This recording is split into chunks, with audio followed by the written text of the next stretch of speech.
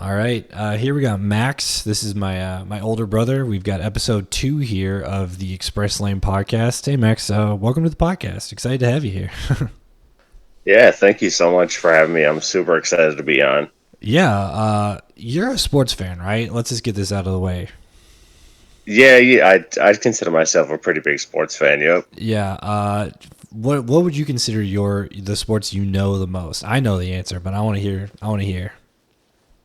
I would say basketball and football. Basketball probably being number one. Yeah, that was my thought too. I thought you were gonna say basketball. Uh, well, ESPN recently put out the list of their greatest 100 athletes from the year 2000 and onward, and I looked over the list, and it was a pretty interesting list. I'll actually send you the link right now, but I wanted to ask you what you thought.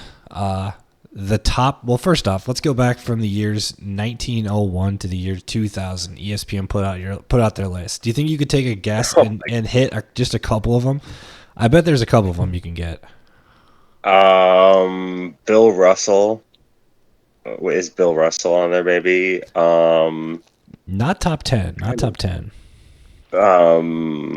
Like, man, Joe Montana, maybe. Babe Ruth. Babe Ruth is number 2. Yeah, that was a good guess on Okay. Babe Ruth. You're missing the biggest one. I know. Number one There's athlete. probably okay. Man, I know all I can think of is football players right now, and I know that that's not is going to be top in that era. There is a couple athletes. I mean, we've got 1901 to 2000. So there's a couple football players. There's some baseball players. There's a couple like Olympic sport players. There's one hockey player. I 100% get. I know you can get the one hockey player. Who's the best hockey player from 1901 to 2000? Wayne Gretzky. Wayne Gretzky. Yeah, he's number 5. Yeah. You're missing the number 1, which is really like I'm absolutely floored that you haven't hit number 1 yet. Michael Jordan. Michael Jordan. Yeah. Okay, there we go. I thought way farther back than, but I guess he was right towards the end of that era. Yeah, especially. I mean, when you hear 1901, it kind of shifts your time frame perspective. Absolutely. So number 1, we got Michael Jordan. Number 2 is Babe Ruth. Number 3, Muhammad Ali. 4, Jim Brown. 5 is Wayne Gretzky. 6, Jesse Owens, Jim Thorpe, Willie Mays, Jack Nicholson, and then Babe Deirdrickson, who's apparently like she was a golfer and a like an Olympic track athlete, from what I understood. I had to look her up. Interesting. I don't know. Yeah, I thought it was interesting to have a woman in that era. Considering in the early 1900s there were probably no women athletes or no well-known women athletes. I was looking at the list. I saw O.J. Simpson was number 49, which I thought was interesting.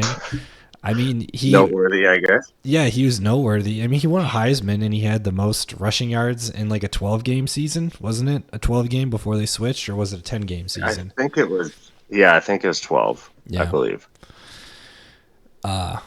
So now we've got the list of athletes from the year 2000 and onward. Can you take a shot at what you think number 1 is?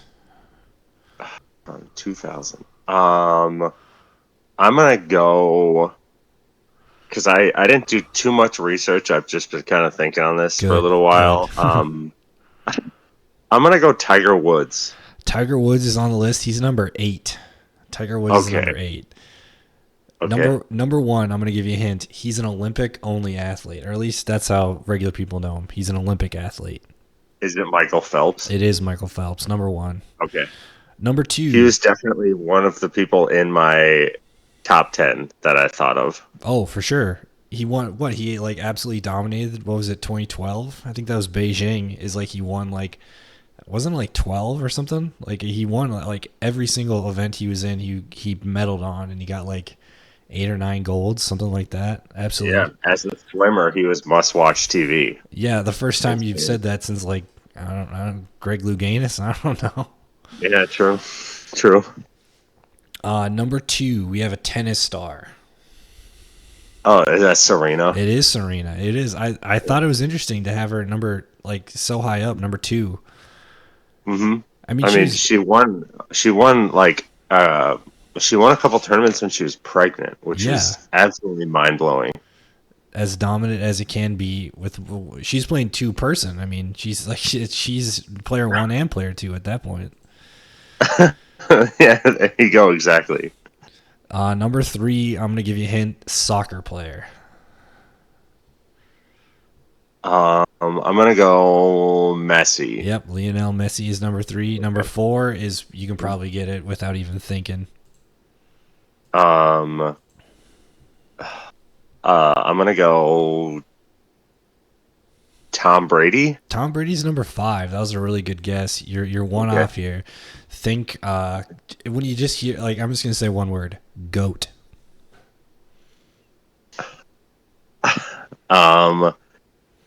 Man, that's a heavy question. My GOAT for basketball is LeBron James. Yep, LeBron James was number 4. Okay. And then we have a tennis player, another tennis player. I'm gonna give you a hint: not female. Okay. Yeah. Well, it has to be Roger Federer then, right? It is Roger Federer. Yep. Okay. And the next one, I'm just gonna give you. It's Simone Biles. I don't think you'd. I mean, I think you would get there. I think it would take a couple of guesses though to get to Simone Biles. Mm-hmm. Yeah, I mean, it makes sense. She's elite. Yeah, she dominated. What was that? The 2020 Olympics or 2021? Whenever they had it. I believe it was 21. Yeah, because it got pushed a little bit. Yeah, you had number 8 at Tiger Woods. Number 9, sprinter. Oh, it's Usain Bolt. Yep, Usain Bolt. And then number 10, I'm gonna give you just an open category of it. Just take a shot. What do you think 10 is? 10. Okay. I because a lot of the people in my head that I've been thinking of are kind of have been used already, which is good. But because I don't think it's Kobe. I'm gonna go with a more traditional player. I'm gonna go Peyton Manning. Peyton Manning was like 26. You had it right. It was Kobe. Kobe's number 10. Oh, shoot.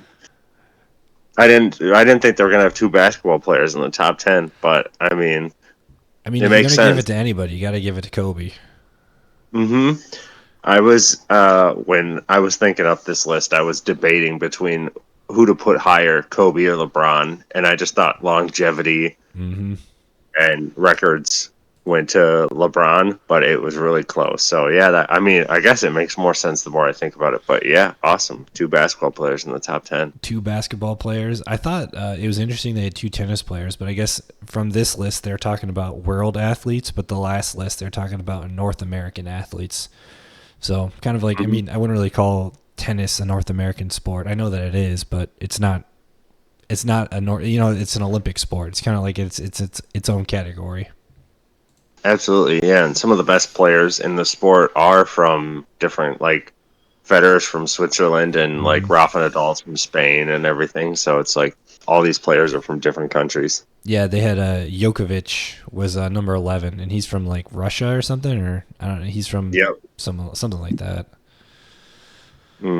Yeah, it's a tough grouping to narrow down to 10. That's for sure. Oh, 100%. And you don't know like how they define greatness. You know, like your first guess was Bill Russell, which is a great guess.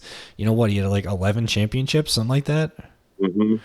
Yeah. Yeah, I was gonna go with Kareem too, but I think they had they had Kareem in the last list because it went up to the year 2000. But I had the other list just up, but that's fine.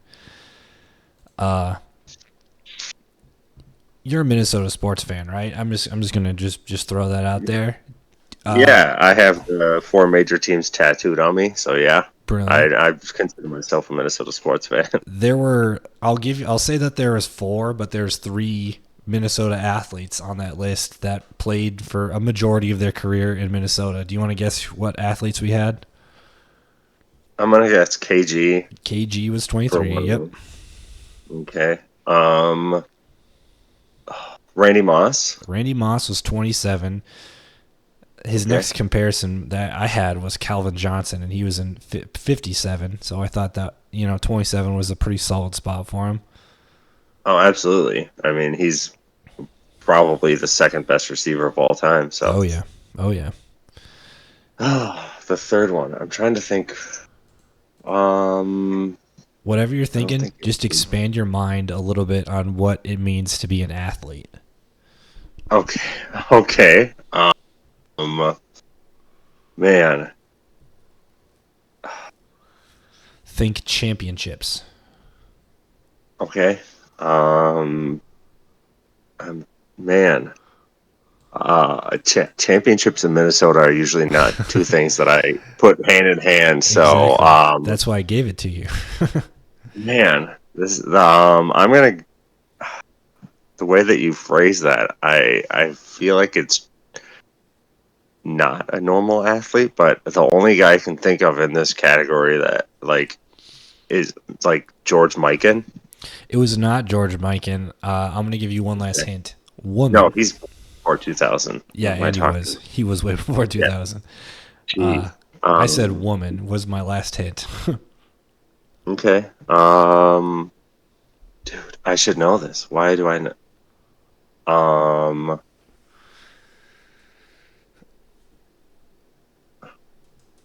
who is it? I Maya can't even Moore. think. Maya Moore, Oh my gosh, 36. of course. Yes, of course. Jeez, that's the One of the I was the winningest athletes in Minnesota history.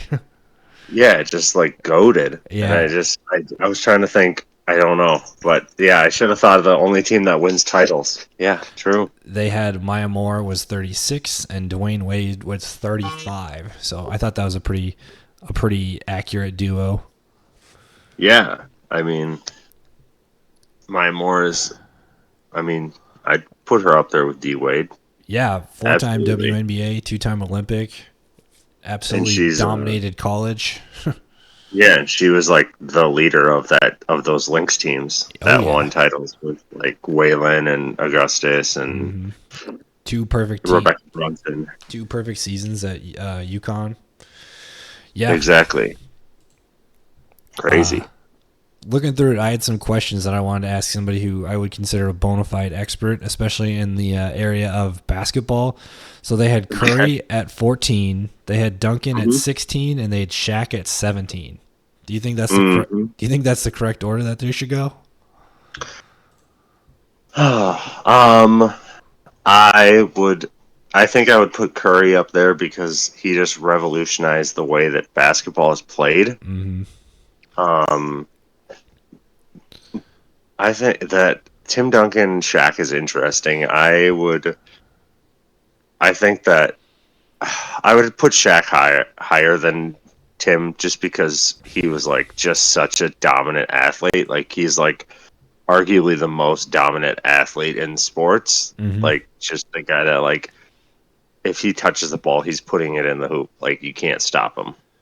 So I would put him above Tim, but I'm not arguing hard for putting Tim Duncan above him because Tim was just I had the elite same. at his spot too. I had the same knee jerk reaction, and then as I thought about it, like Tim Duncan had much more of a consistent career.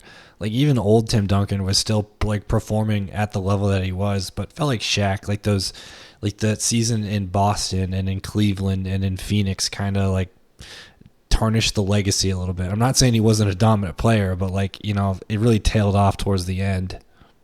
Yeah, true. He did kind of become like a hired gun towards the end, or like a ring chaser. So yeah, I mean, I could see that. And Tim Duncan, plus, I think staying with one organization is there's something to be said for that as well. Sure, yeah, I see what you're going for there. hmm Uh, they also had Steve Nash at 51, who was better than Derek Jeter. I thought that was like just ridiculous. I mean, I guess I can't like Steve Nash was back to back MVP, but I mean, you're talking about Mr. November, right? I mean, like, how much does a championship pull up your legacy? Yeah, I mean, I that one kind of feels indefensible. I mean, if Derek Jeter is like the face of a Yankees franchise that just like if they didn't win the like they could make it to the championship and not win it and it would be a disappointing season. Like that's the baseline that they had. So I'm not sure what the thought process was for that one. Yeah, and they're talking about like the words efficiency and pace Mm. in the definition, or like how they defined Steve Nash as a better player. But I don't know. I feel like winning championships has something to do with it, and Derek Jeter's got 2 championships. Derek Jeter? Yeah, Derek Jeter. Yeah. He has a lot more than 2, doesn't he? I thought he had like 5. Since 2000, it says. Oh, Since since 2000. Yeah, since Yes. 2000, he's a 2-time champ. Okay. 2000 World Series MVP. He's a Hall of Famer. 5th most hits since the year 2000, and 141 postseason hits, which is the most since 2000. And he's been I retired didn't for think about a couple of years now. I didn't think about it that way with the 2000 split, but still, I mean, 2 championships. I mean, those 5 seconds or less teams for Mike D'Antoni were a lot of Mm-hmm. fun, but I would definitely put Derek Jeter above Steve Nash. That was my thought too. And speaking of Yankees, they had Mariano Rivera at 59. I didn't really have any evidence to back this up, but he has a 2.21 ERA with 652 saves. Like, it says more people have walked on the moon than have scored a run against, or scored an earned run against Mariano Rivera in the postseason, which is like a crazy stat. I thought they could like he was one of the most dominant closers of all time, in like the toughest position in the sport, right? Wouldn't you say his closing pitcher? Yeah, I mean, I all the pressure's on you. You probably see 3 or 4 batters, and Mm-hmm. I mean, it's when they heard Enter Sandman. When you hear Enter Sandman at Yankee Stadium, like you kind of knew that the game was over and you can pack it up. That Mm-hmm. dude was, as much as I didn't like the Yankees, and like looking back on it now, like I should have been more of a fan of that. Just the sheer dominance of Mariano Rivera at the time, because it was like when he touched the ball, it was over. Yeah, when you hear the phrase like you hate winners, like Mariano Rivera is the guy that you hate. I mean, point Hmm. 0.7 ERA in the playoffs. In the playoffs. That's Yeah, crazy. that's bananas. That's absolutely insane. And Especially on a team that's like loaded with talent like the Yankees are, that don't yeah. need a lot to get going offensively. Mm-hmm. And then it's like, oh, cool. It's game's over once he comes out. It's like I said. So yeah, that's a deadly combo. Yeah, not only are you dominant offensively, but you're even more dominant defensively having a pitcher like that. True.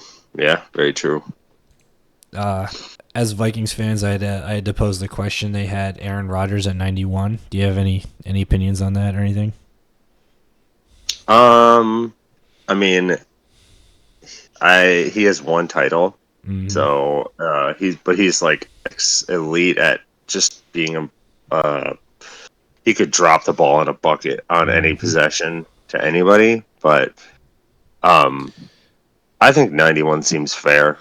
He only Yeah, had 1 title, and he kind of um, did not have the best exit from Green Bay. yeah. So, We're kind of in like that like Shaq in the Celtics era. Like, is he gonna do something, or is he just gonna continue to like hold himself out of training camp? And like he couldn't really control being injured, but we got to see some performance out in New York for him.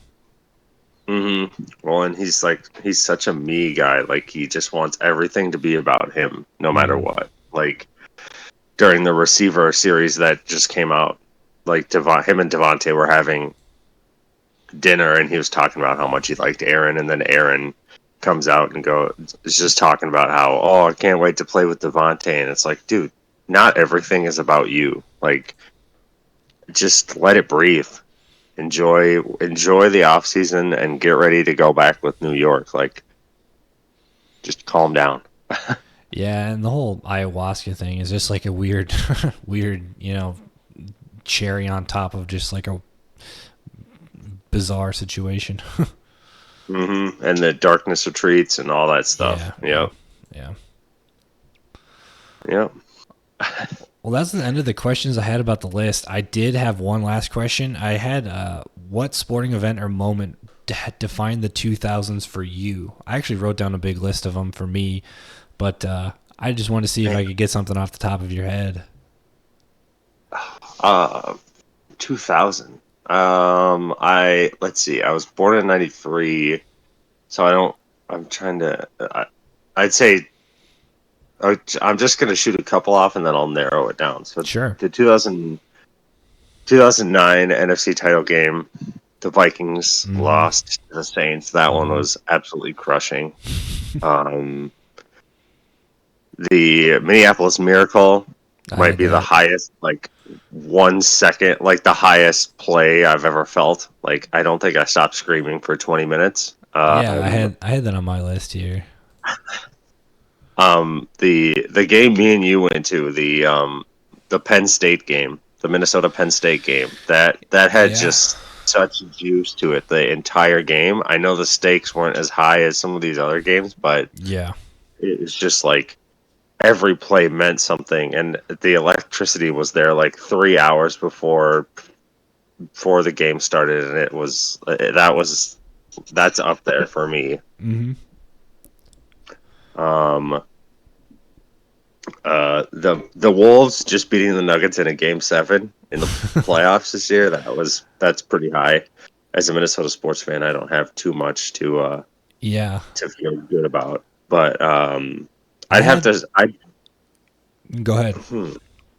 I'd say the Minneapolis Miracle for me, just as like a person who's been rooting for the Vikings so hard my entire life, and just the way we came back. So I would say Minneapolis Miracle. The Minneapolis Miracle. I had on my list a couple more college football things. One of them was I think it was Alabama beats Georgia overtime in the college football championship. I think it was 2018 when Tua threw it to Devonta Smith, right? Yeah, he threw it to Devonta Smith in the end zone and won it in a walk-off overtime in the college football championship game. That was a pretty sweet moment. I had the Cleveland Cavaliers beating Golden State in 2016. I remember standing in the basement of our parents' house watching that game after, I think wasn't it Allie's graduation party? I think so. Yeah, and then just like ungodly scream that came out of me when LeBron blocked that shot. Oh my god. Yeah, being down 3-1, that iconic picture of LeBron of like him smiling with the Beats headphones on. Yep. And it's a good one. The last game of that, like the iconic trio of before KD joined the team. True. The Splash Brothers and Draymond. Yeah, and God, I'll always remember that series for, I think, when LeBron was down either 2-0 or 3-1, and Clay was being interviewed, and he said, "Oh, LeBron must have just got his feelings hurt on that one." And then somebody asked LeBron about it after the game, and he goes, "What did Clay say?" And he had him repeat it, and then he goes, "Oh, I'm going to be nice about this and not say anything right now. So I'll just let my play do the talking." And then it was like, "Oh my god! Like you poked the bear. Don't poke the bear." It's the LeBron James version of the I took that personally, like the meme from Michael Jordan.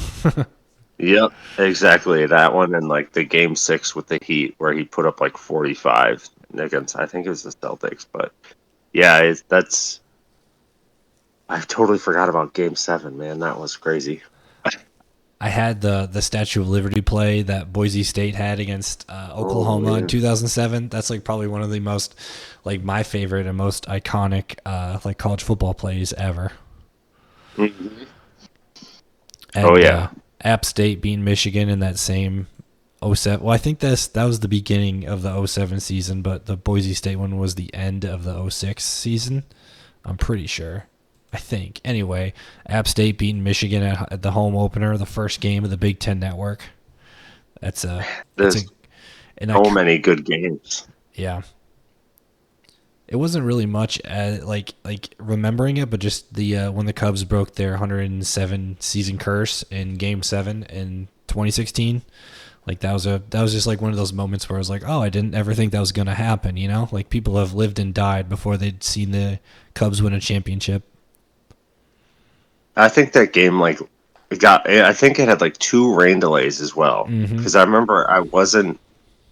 I'm not a huge baseball guy, but I was like, oh, Game 7 of the World Series, I'm gonna watch it, and then it just kept getting delayed, and it was like 40-minute delays, and I'm like, I'm not going to sleep, and it ended at like 1 o'clock or something. That was one of the nice times it was to live in the Midwest because it was Cleveland and it was Chicago. So like the games never start at like 9 p.m. Central Time. Correct, exactly. Yeah, you're not playing like like the Dodgers or something. It's not like the what was it, like mid 2000 or like late 2000s when it was the Lakers versus the Celtics for those championship series. Mm-hmm. Like Yeah, you get both extremes. You're eating dinner at 6 o'clock and watching the game, or you're having dessert at 8 o'clock and you're watching the game. yeah, exactly. Those were man, those were some fun series too. Low like a good one that I remember. It's not like a finals or anything, but I believe it was 2007 or 2008. One of those 2 years. It was the Bulls versus the Celtics playoff series, and it went 6 games, I think, 6 or 7. And every single game was like an overtime game or a buzzer beater, or it's the best series of playoff basketball I've ever watched. Like the Game 7 Cavs Warriors was the best Mm-hmm. playoff game, but the best series was that Celtics Bulls Yeah, game, was that and it was the Derrick Rose era? yes, Yeah, I think I remember it. Like he hit like a runner to win the game, and then like his teammates just picked him up, and he was just staring daggers into the camera. that one was against the Cavaliers when LeBron was there. Oh, okay. Yep, I know what you're talking about, Yeah. but yeah, and it was like they had Joakim Noah and Mm-hmm. Ben Gordon Mm-hmm. and all these different guys. It was a crazy series. Yeah, man, there's a lot of good stuff going on in sports in the past 24 years. Yeah, I mean, 24 years is a long time to you know, define greatness or whatever. But I mean, we've been spoiled with some good finals games, some good playoff games, some good everything. Absolutely, yeah, and If only we can uh, see a Minnesota title that's not the Lynx. yeah, that's next on the checklist. And with Anthony Edwards, I have good feelings about the Wolves. Yeah, well, we'll have to do another 24-year wrap up and see how high Anthony Edwards gets on that list.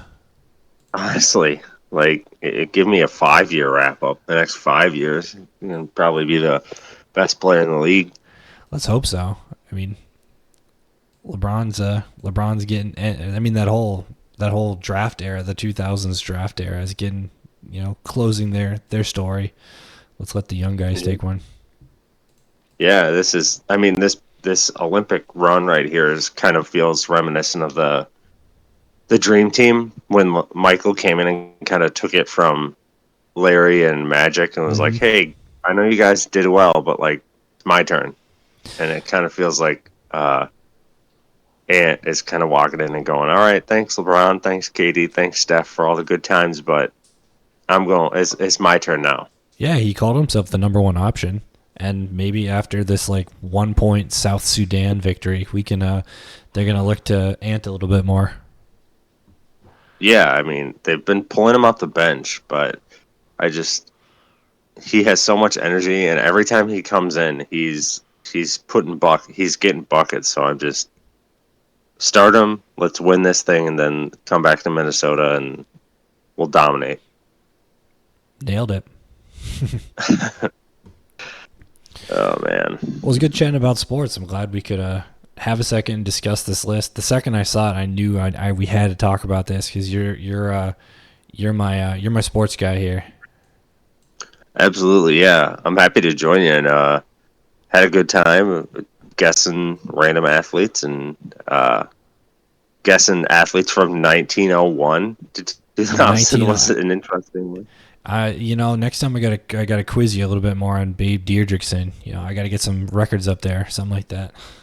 Yeah, there you go. I'll do some research. We'll be good to go. Which Olympic games did Jim Thorpe compete in? No.